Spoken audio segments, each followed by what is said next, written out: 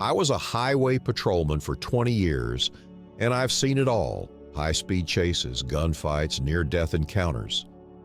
But nothing compares to what happened in the summer of 2018. It was the graveyard shift. The stillness of the night had a way of amplifying every sound, every shadow. Most nights were the usual mix of speeding drivers and DUI stops. That night started no differently. I was stationed at my usual spot near mile marker 62, radar gun in hand, coffee thermos perched on the dash. The radio buzzed with routine chatter. Then, just as I was finishing my second cup of coffee, dispatch chatted in. "Any available units near Route 18, we have a 1090. I was confused. I'd never heard that code before. "Dispatch, this is Unit 504. What's a 1090? Silence. "Dispatch?" No response, just static. Seconds later, coordinates popped up on my patrol car's computer. It was an isolated patch off the highway, deep in the woods. Uneasy, I radioed my supervisor. "Hey, Sarge, dispatch just paged me about a 1090. What's the protocol?" His response was curt. "Ignore it. It wasn't meant for you." Seriously? They gave me coordinates. "Drop it, 504, get back to work." I hesitated, but orders were orders. The night dragged on with routine stops. Around 3 a.m., exhaustion hit, so I pulled into a donut shop. Yeah, I know the stereotype, but sometimes you just need the sugar rush. The shop was a dive. Peeling paint, flickering neon sign, but it was open. Behind the counter stood a man so pale he looked like he'd been carved from marble. His fingers were unnaturally long, and he moved with a stiffness that gave me the creeps. "What'll it be?" His voice was raspy, like dead leaves rustling. "Just coffee, and a couple of glazed." He slid my order across the counter without a word. His gaze lingered on me, unblinking, as if he were memorizing my face. "Long night?" he asked, his lips curling into a faint, unnatural smile. "Yeah, graveyard shift, never gets easier." He chuckled, a low, guttural sound that made my skin crawl. "Be careful out there. You never know what might be lurking." I left in a hurry, the bell above the door jangling behind me. I was halfway to my car when the radio crackled again. "Help me." The voice was faint, distorted, but unmistakably human. I froze, my heart hammering. "Dispatch? This is Unit 504. Did someone just broadcast a distress call?" No response. I tried my supervisor. Nothing. Curiosity gnawed at me. Against my better judgment, I punched the coordinates into my GPS and set off. The drive took me 45 minutes deep into the highway forest. The road narrowed until it was barely more than a dirt path. My headlights cut through the thick darkness, revealing gnarled trees that seemed to close in around me. When the GPS announced I'd arrived, I was in the middle of nowhere. I stepped out of the car, gun holstered, flashlight in hand. The silence was unnatural, not a single insect, not even the rustle of leaves. I radioed again. "Dispatch, this is 504. I'm at the coordinates. What's going on?" Static. I took a step forward. The ground was hard beneath my boots, but I couldn't hear my own footsteps. The air felt heavy, oppressive. Then, behind me, a twig snapped.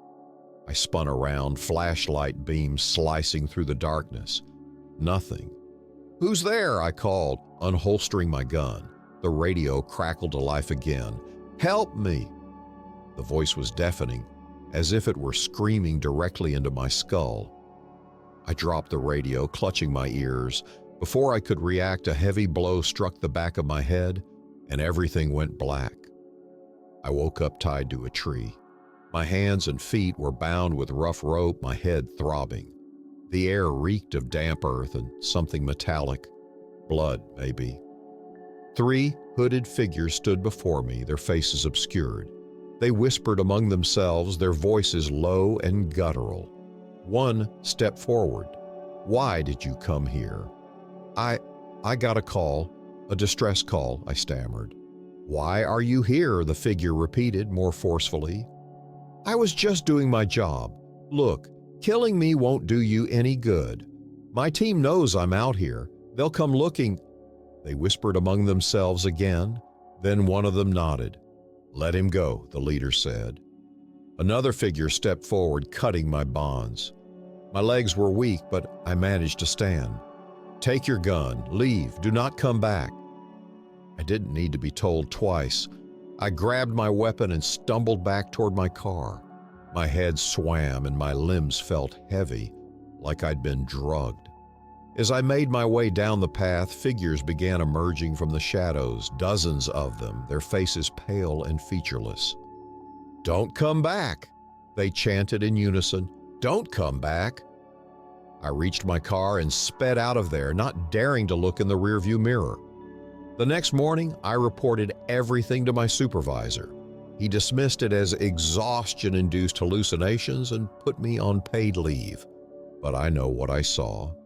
Even now, years later, I can't shake the feeling that they're still watching me. I kept one of my radios as a memento of my time on the force. Sometimes, late at night, it crackles to life. "Help me," the voice whispers.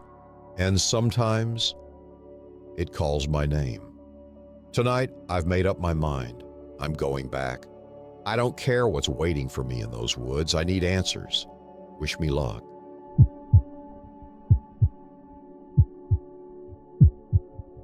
Matthew 5:38. The plaque that sits above my bed, engraved with that very quote. It's what motivates me, what drives me. It is who I am. Gregory Holden, Judge Holden to the convicts I'm faced with on a daily basis. I sit down to eat breakfast, some cold meat I got last night. As I ate, I perused the newspaper, my eyes instantly drawn to the bold headline sprawling across the front page. Dean Howard, kidnapper and murderer, escaped jail and is on the run. Should be considered highly dangerous. Dean Howard. I was the one that had sentenced him. 4 consecutive life sentences without parole. That was only a few days ago. I scoffed at the lackluster security of the jail he'd been housed in, allowing that monster even the chance to escape. Despicable. Dean was the worst case I'd dealt with. And I've dealt with some pretty horrific ones. Tommy Freeman, convicted of arson and first-degree murder, burning down the house of his ex-girlfriend while she slept upstairs. There was Dr. Peter McGronal, found guilty of malpractice in his hospital, resulting in the deaths via flu of 12 elderly patients in his care. And of course, Bobby Ray Leonard, the hillbilly that blinded his wife with acid after she overcooked dinner. Dean takes the cake for the worst, however. He'd abducted a 9-year-old girl, keeping her locked in his basement for months. The abuse she suffered, heartbreaking. The girl eventually starved to death, and Dean was apprehended whilst he tried to hide the body. Still, justice was served. Matthew 5:38. Whilst I am an official of the law, there's a reason that plaque lies above my bed. Being a judge, a moral compass is an innate trait we must all possess. The same trait that the guards at the jail also possess. The ones that shut off the cameras as I lit Tommy Freeman's jail cell on fire and watched him scream as the flames engulfed him. The ones that allowed me to tamper with Dr. Peter's meals, injecting them with a vile concoction of chemicals that had him slowly dying in the prison medical ward for a week before he ultimately succumbed to his fate. The ones that pinned down Bobby Ray as I gouged his eyes out, cutting out his tongue for good measure, ensuring he wouldn't go talking to anyone. As you've probably guessed, Dean never escaped. In fact, he's been rehoused to my very own basement, chained up, crying. But not starving, no, that would be too easy. I take another bite of my breakfast and look up from my newspaper at Dean, desperately clutching the bloody stump at where his arm used to be.